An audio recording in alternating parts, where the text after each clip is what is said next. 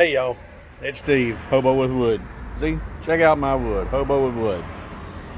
And mostly you recognize my channel for the laser creations and working with lasers, diode lasers, CO2 lasers. But that wasn't what I wanted to be primarily or solely focused on when I started this adventure. And we're starting to get into a little bit more woodworking. We got the cubico that's in the part of the cubico. We're still waiting on all the pieces to show up. Part of it has arrived. We haven't got around to opening it yet, but I got a new tool that we're going to open today and experiment and play with it a little bit. And it's a rotary, just like the CNC would be, except this one is not computer controlled. It's a handheld variable speed rotary, and you can get some really cool creations with this, and it's going to have an entirely different look than what the CNC is going to have. So let's take a look and see what we got.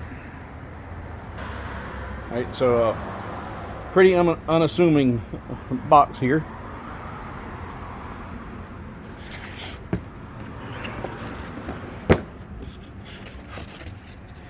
All right, packed well in styrofoam. And what is this?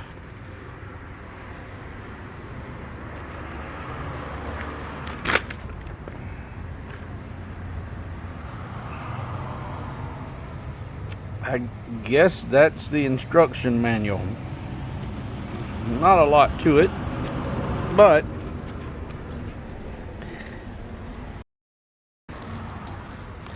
these are pretty self-explanatory. There's not a lot to them to figure out. What do we got here? We got, we got a throttle, a foot pedal to control the speed. It is variable speed. And wouldn't you know it, when I come out here to do this, the neighbor decides he's going to do his weed eating. But that's okay. We're used to a wood shop, so a little bit of background noise. Plus, we got traffic anyway. All right, that is their motor. Wow, it's heavy. I mean, not heavy, but there's some substance to that. Obviously, I'm picking it up with one hand because I'm trying to hold the camera with the other. There we go. But there is some mass to that. And it is a Vevor flex shaft grinder. Minimum speed 500 and max 25,000. Now that is a pretty substantial variation in the RPMs. All right. And we got our chuck, good sized chuck, a little bitty Allen wrench. Got a small selection of accessories, different grinding bits and tools. Now these are going to be consumables. These are things that you're going to need to replace and repurchase. And then it also comes with a whole kit. So we've got sanding disc, cutting wheels, looks like some polishing wheels, pretty good variation of tips and accessories, not tips. And there we go. So that's all there is to that.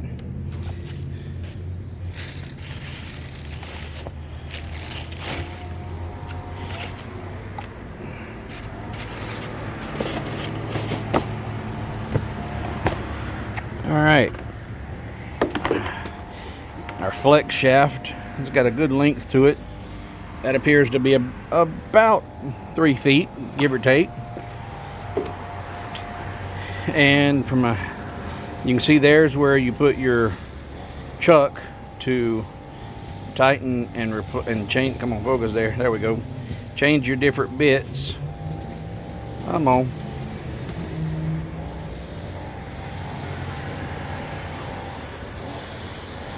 The size of this is a little bit larger than I had anticipated, but it's not overly cumbersome. It's larger than any pin that you would use. But you can see there in my grip, and I've got some sausages, but I don't have a huge hand. Probably a little over 1 inch in diameter up here. Then when you come down here around the chuck, it gets maybe 1.25 inches. You can hold it up here to do your work with. All right, so that's all there is to it. Let's get this set up and show you the basic functions of it, and then I'm going to show you what you can do with it. So don't go anywhere. We're going to get this set up and get it going. So I was going to do a recording of my first little test engraving with the rotary, and I'm by myself, and I can do an open box holding the camera in one hand and open left-handed, but it's kind of hard to hold the camera, hold the wood, hold the rotary, and so I tried to recruit my camera dog. You heard me, my camera dog. I was going to put the harness on Gigi and have her stand there while I did what I did.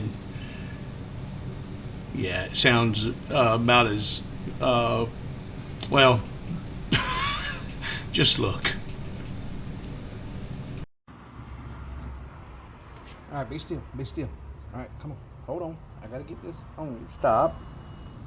Hold on. All right, be still. All right, now I'm gonna get you to try and come over here and focus on. Wait, come here. Stop. Come. Gigi.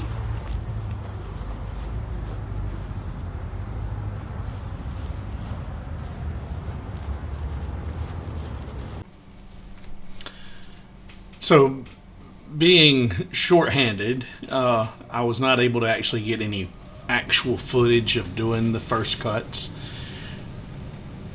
But it's not so much about my technique with this particular video as it is just introducing you to the tools and the possible variations of your creations and how you can use a tool like this to generate product that's going to look truly handcrafted and not so manufactured looking. So let me show you some images of pieces done with the rotary. Took a little while to make these, but just check these out. Let's see, switch. So you can see the imperfections. You can see the rough cuts, the uneven edges.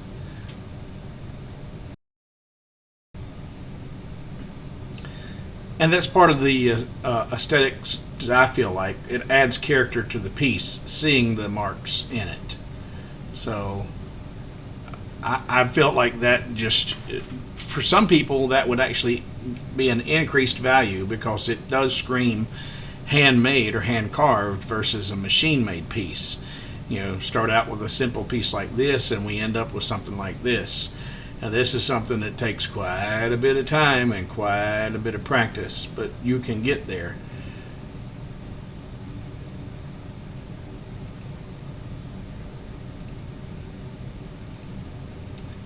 Now, these pieces are incredible pieces, but I didn't do them. They are what inspired me to look into getting a rotary so I can look at doing some hand carving, but those are not my pieces. This was my first piece when I finally got it all set up and out there and gave up with the dog camera and just went to work. Here's my first test piece. So not terrible, but not great by any means. But with some time and some practice, and I'll need to get some better assortments of actually carving tools. Those are great for polishing and for sanding and for a little bit of light cutting that came with it. But to get some some carving tools, because the right tool makes all the difference in the world. It's possible that you could even possibly use the same bits that you're going to use with your CNC with this rotary. You definitely can use them. How effective will they be? I don't know. There may be actual better tools or better bits for the hand-carved the rotary, the handheld rotary, versus the CNC bits. I'll have to do some more research on that. But hey, I'm not crushed by that for our very first attempt. But it'll get better. And like I said, I wanted to get this and be able to start learning this technique, learning this craft, and then be able to have, like I said, side-by-side comparisons of CNC machined pieces versus hand-carved pieces, and see which one has the most appeal, which one sells better, which one's going to bring me the more money. Because really, let's get down to it. That's what it's all about, right? Making a buck. So, speaking of that, if this is something you think you would be interested in, go up to, or use that link there to go over to Vevor and get your hands on one of these variable speed flex shaft rotaries. Alright, so thanks for watching. I'm Steve, Hobo with Wood, and I'll see you in the next video. I'm out.